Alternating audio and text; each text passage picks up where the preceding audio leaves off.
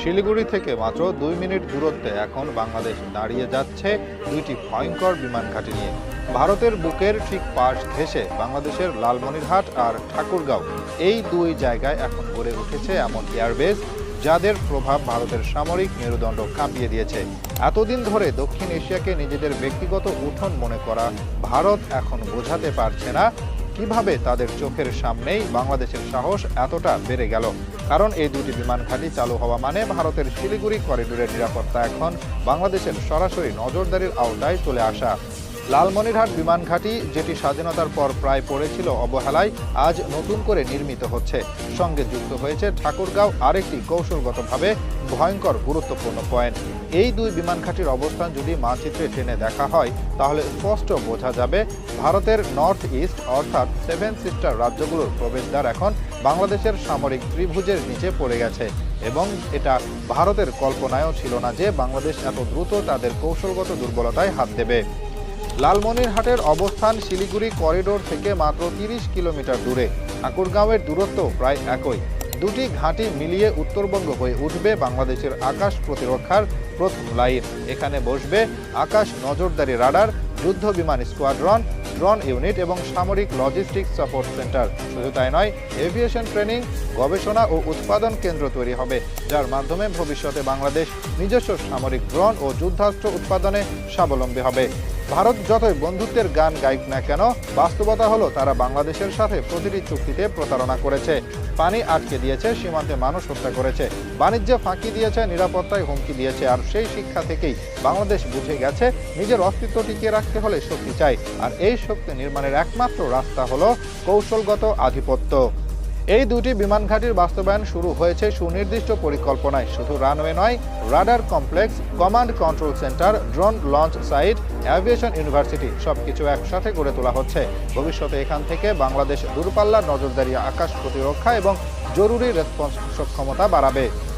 ভারত জানে বাংলাদেশ যদি এই ঘাঁটিগুলো পুরোপুরি সক্রিয় করে ফেলে তাহলে শুধু শিলিগুড়ি নয়, পুরো উত্তর পূর্ব ভারত বাংলাদেশের রাডারের ভেতরে চলে আসবে।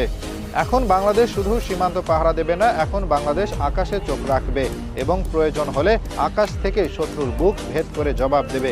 এই দুটি ঘাঁটি বাংলাদেশের অর্থনীতির জন্য হবে বিশাল সম্পদ। এখানে গড়ে উঠবে সামরিক শিল্প, যেখানে নতুন প্রযুক্তির ড্রোন, স্মার্ট অস্ত্র, এভিয়েশন ইঞ্জিনিয়ারিংয়ের গবেষণা হবে। এখানে আন্তর্জাতিক বিনিয়োগ আসবে। সৌদি আরব, চীন, কাতার ইতিমধ্যেই আগ্রহ দেখিয়েছে। অর্থাৎ শুধু অস্ত্র কেনার উপর নির্ভর নয়, বাংলাদেশ এবার নিজের প্রযুক্তি নিজে বানানোর পথে হাঁটছে। ভারতের মিডিয়া এখন মিথ্যা প্রচার করছে বাংলাদেশ চীনের কলোনি হয়ে যাচ্ছে, কিন্তু বাস্তবতা হলো বাংলাদেশ এখন নিজের নীতিতে চলছে। যে দেশ উন্নয়ন দেবে, প্রযুক্তি দেবে, স্বাধীনতা দেবে, তার সাথেই বন্ধুত্ব করবে। ভারতের মতো মুখে বন্ধুত্ব আর কাজে শত্রুতা দেখিয়ে এখন আর কেউ বাংলাদেশকে আটকে রাখতে পারবে না। এই দুটি বিমান ঘাঁটি বাংলাদেশের উত্তরাঞ্চলের সামরিক মানচিত্র বদলে দিচ্ছে। রংপুর, সৈয়দপুর, লালমনিরহাট, ঠাকুরগাঁও সব মিলিয়ে পুরো একটা মিলিটারি বেল্ট তৈরি হচ্ছে। আর এই বেল্ট কেবল বাংলাদেশের প্রতিরক্ষায় জোরদার করবে না, বরং গোটা অঞ্চলের কৌশলগত ভারসাম্য পাল্টে দেবে। আগামী কয়েক বছরে এই দুই ঘাঁটি যদি সম্পূর্ণ সক্রিয় হয়ে যায় তাহলে বাংলাদেশ তার আকাশ প্রতিরক্ষায় দাঁড়িয়ে যাবে দক্ষিণ এশিয়ার অন্যতম শক্তিশালী দেশ হিসেবে। এবং তখন ভারত যে নিজের সুবিধামতো বাংলাদেশকে ব্যবহার করত, সেই সুযোগ শেষ হয়ে যাবে। শিলিগুড়ির গলা বরাবর এখন বাংলাদেশের আকাশ থেকে বজ্রপাত নেমে আসবে। বাংলাদেশ জানিয়ে দিয়েছে, এবার আমরা শুধু বাঁচব না, এবার আমরা প্রতিরোধ করব।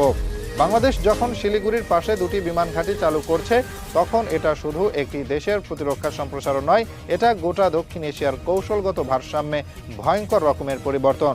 এতদিন ভারত নিজের সামরিক রাজনৈতিক মানচিত্র এঁকেছিল এই ধরে বাংলাদেশ দুর্বল থাকবে, বাংলাদেশের উত্তরাঞ্চল থাকবে নিশ্চুপ, আর শিলিগুড়ি করিডোর থাকবে ভারতীয় আধিপত্যে নিরাপদ ছায়ায়। কিন্তু এখন সেই করিডোরের গায়ে দাঁড়িয়ে গেছে বাংলাদেশের যুদ্ধঘাঁটি, আর ভারতের গোটা কল্পনায় আজ ছিন্ন ভিন্ন হয়ে যাচ্ছে। বাংলাদেশ বুঝে গেছে যতদিন ভারতের কথায় চলতে হবে ততদিন দেশের নিরাপত্তা বলে কিছু থাকবে না। তাই এবার আর কোনো প্রতিরক্ষা নয়, সরাসরি আঘাত হানার প্রস্তুতি নিচ্ছে বাংলাদেশ। এই দুটি বিমান ঘাঁটির মাধ্যমে বাংলাদেশ শত্রুর ঘাড়ে নিঃশ্বাস ফেলতে পারবে। ভারত জানে বাংলাদেশের ঘাঁটি যদি একবার চীনের প্রযুক্তি, সৌদি বিনিয়োগ কিংবা স্থানীয় সক্ষমতায় পূর্ণ সক্ষম হয় তাহলে ভারতের জন্য পুরো উত্তর পূর্ব সীমান্ত হয়ে যাবে এক্সপোজড ওয়ার জোন।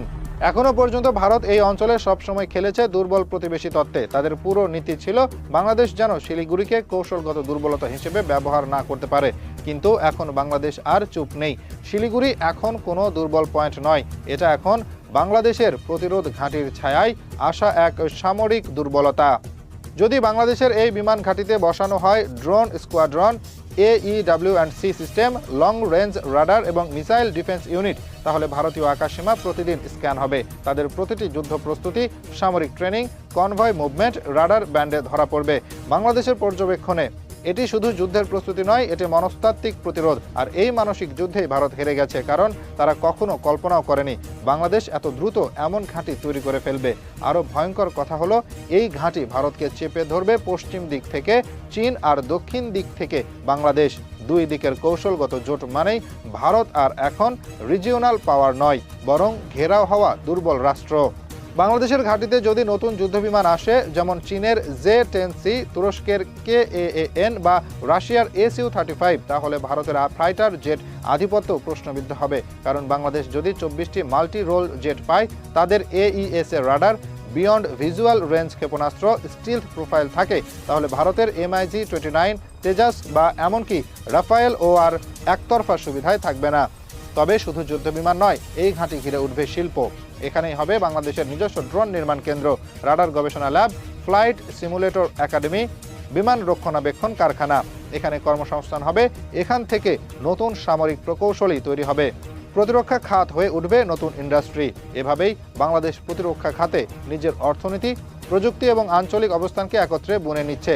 আর এটা ভারতের জন্য ভয়ঙ্কর খবর, কারণ এতদিন তারা এসব পরিকল্পনার আগে থেমে রাখতে চাইতো অবহেলা, চুক্তি স্থগিত, রাজনৈতিক চাপ দিয়ে। কিন্তু এখন বাংলাদেশ বলছে, তোমার বন্ধুত্ব নয়, আমাদের স্বাধীনতা চাই।